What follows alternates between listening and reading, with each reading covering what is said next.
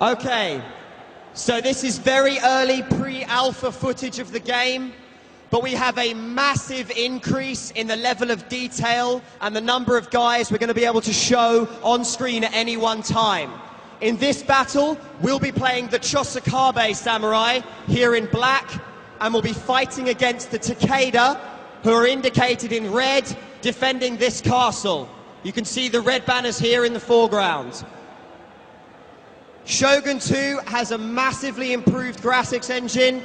We have double the number of body parts per unit than we've been able to do previously, and we can show up to 56,000 units on screen at any one time. That's a huge number of units. Before every battle, your generals will give speeches to your troops. Your generals have unique personalities. Sometimes these guys are as brave as lions. Other times they're as scared as squirrels. They can be crazy, they can be brave, and what they say to your troops before a battle will inspire them or demoralize them. So your generals have a very real effect on the battles. There is also an RPG element to Shogun 2. You can upgrade your generals over time as you win more and more battles with them. You can change their personalities and their characteristics to make them more effective at fighting the kind of war you want to fight. So you can see here, we're now looking out over the landscape of feudal Japan. Japan is a very mountainous country. It has lots of hills and valleys, and the tactics and the kind of battlefield you're going to see are going to reflect this. We've done a huge amount of work with the graphics engine. You can see here we're using brand new shader and particle effects, and we're at the early stages of implementing DirectX 11 functionality as well. It sounds like a very bravado thing to say, but this is one of the best looking RTS games we've ever created. You'll notice as well that the environments themselves are getting wet as a result of the rain. So are each of all of the individual troops. The water seen here is pooling underneath the bridges and trees. The weather system is completely integrated into the game. You get snow, sunshine, spring, autumn, winter. All of these things affect the troops and the way that the gameplay is actually played. We also have a brand new lighting model. You'll notice this battle is taking place at night, something that's new for the Total War series. We can have up to 300 different light sources on screen at any one time, which is an absolutely huge amount in terms of the way that we render this. Visually, as an RTS, this is much more similar to a first-person shooter than it is an average strategy game. So we're now moving our army forwards and taking on the enemy samurai that are coming to meet us. You can see here 2 units of enemy samurai are marching towards our line, and we're sending 2 units of our own samurai out to meet them. These guys are going to fight a duel to the death. It's an honor-based thing. You try and fight the class of soldier that's equal to you. So as these guys now crash into one another and start fighting, you'll notice that a lot of them are fighting these motion-captured, hand-to-hand combat animations. We use professional martial artists to motion capture the sword fighting, the spear fighting, and even the archery to make sure it's the most realistic combat ever seen in a strategy game. We have hundreds and hundreds of these animations, all to make sure that every battlefield feels unique and feels different. So we can see now our guys are doing their best to fight against these Takeda forces. We're killing some, they're killing some. It's kind of a balanced battlefield at the moment. A number of the dead are lying at their feet. Unfortunately, our guys have decided that cowardice is the best way and are streaming off the battlefield and legging it. So we now have a problem. We're losing this first phase of the battle. We're now going to go ahead and move the vast majority of our army forwards, backed up with our archers. These are the units that you can see here with these very long-range markers. So having lost that first engagement, we're now going to move our archery units forward and also push forward with our spear units. You have roughly 30 different unit types in Shogun 2. They're very clearly distinct from one another, so you get a very rock, paper, scissors style of gameplay. It becomes very easy to work out which units to match against which other units. The tactical depth and strategy comes in working out which combinations of units work best against other combinations. That's how you tell if you're a great general or not. So now, as you can see, the very simple point-and-click interface, we've pushed all of our units forward and we're about to engage in the main part of the battle. However, we have a unit of cavalry right here on the right, and we can see a weak spot on the enemy's line over there in the background.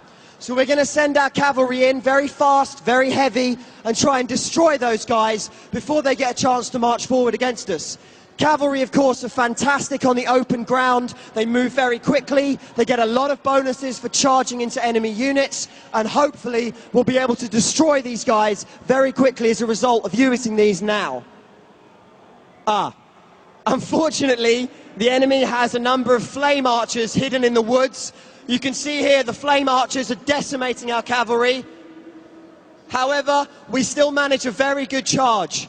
Our guys have destroyed this uniform and broken them all up. Unfortunately, these fire arrows are now going to rain in and really do some damage to our own cavalry units. Fire arrows are an example of one of the battlefield upgrades you can get in Shogun 2. The technology tree now for Shogun features a number of different techs and weapons, allowing you to do things on the battlefield that weren't possible before. Some things, like the fire arrows, as well as having a military effect, also have an effect on the morale of the enemy troops. When you see a sky full of arrows on fire raining down on your men, it has a serious negative effect on the morale. The AI has now decided it's time to charge all of its units forward and hit us in one massive blow in the center of the map. This is going to be the moment in which the battle is decided. The strongest set of units is going to need to prevail, and we're going to have to hope that that's our guys. In the Shogun 2 time frame, it's very common to use spears, or yari as they're referred to back then, and this is one of these weapons we're going to see now. So our own units here have readied their spears, they're ready for the enemy charge, but the enemy will be getting a bonus because they're the ones stramming into us. We're going to have to go ahead and brace ourselves and take the charge now. So we literally now have hundreds and hundreds, up to thousands of men smashing into one another. And this is really the hallmark of the Total War series of games. You don't see battles this big anywhere else on PC. It's purely us that does this kind of stuff. So now you can see here, we've also got thousands and thousands of troops amassing in the center and on the left. Right now, this is a real meat grinder of a battle. We're throwing our best melee units at their best melee units and hoping that we can hold the line. You'll notice the green bars above the units. That's the unit's courage. That's how courageous and the morale that it's feeling. As those bars begin to drop, the units will panic and they will run off of the battlefield.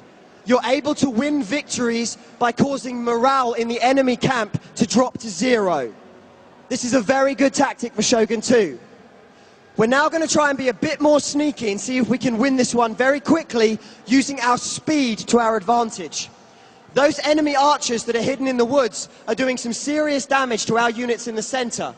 So we're going to go ahead and move them around the back and flank the enemy archery units, hopefully destroying them and then running our cavalry into the back of the infantry. Those archers, as you can see, are very busy firing into the center of the line. Our cavalry here is now moving around the back, and when we get them in position, we'll be in a position to finally surprise those archers, knock them off the hill, and then charge into the back of the infantry in the center, hopefully winning the battle for us. Okay, the cavalry's now in position. The archers haven't seen us coming, so now's the time to send them streaming over the hill in a giant wall of death into the back of these archery units. Here they come. Awesome. Okay, so you can see now we've got a brand new physics and animation engine, all of those archers being thrown left and right as a result of the cavalry smashing into them from the rear. That archer's morale bar has dropped straight to red, they're now panicking, and we're folding that flank of the enemy army. Now's the time to commit all of the remains of our troops and destroy them once and for all. You normally would not use cavalry in a wooded environment. Cavalry suffers when it's acting in a forest. Hopefully, this time around, that won't be an issue because the archery units are very weak in close combat. With these archers almost destroyed, we're now in a position to go ahead and start smashing. We're now going to start smashing our units into the edge of the enemy line. Now, the enemy general's going to be panicking. He's lost all of his archers on the left and the right. His center is the only thing that's left, and hopefully we win this decisively and throw our units at the center. The enemy will panic, and that will be the end of the battle. We've now destroyed those archers completely. That's it, they're gone. We can turn our attention to the center of the field, where our spear units, which we saw earlier, are now holding up to the last. You can see here here we go, this is going to be it. We charged the cavalry in from the trees. Our own infantry have held them there. You can see now that the Takeda units in red are beginning to panic, and eventually they'll flee off the battlefield. There you go. All of their flags have disappeared. They're running in shame and cowardice off of the battlefield. And it's now up to us to run down the survivors and kill as many of them as possible.